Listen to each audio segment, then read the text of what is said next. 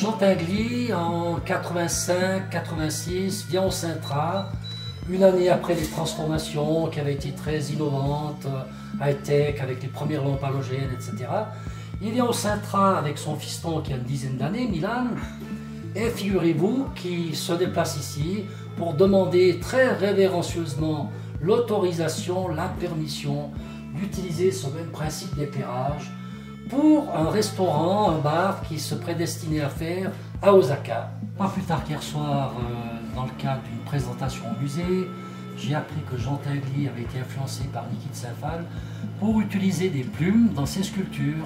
Il ne l'a pas fait tout de suite, il a attendu à peu près 5-6 ans avant de mettre ça en pratique. Et voilà un exemplaire en 64, quand il avait fait la fameuse machine de l'Expo nationale. Voilà des plumes qui vont être mises en mouvement plusieurs fois au Cintra pendant l'année 2016 dans le cadre des événements Jean Tinguely, avec une exposition à la clé.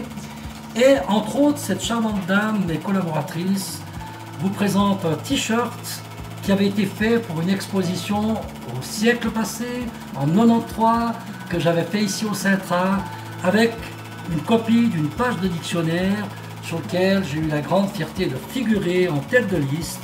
À l'époque, je faisais de la sculpture sur marbre, et donc je m'étais trouvé sur un dictionnaire avec Jean Tinguely. C'était une grande fierté de ma vie.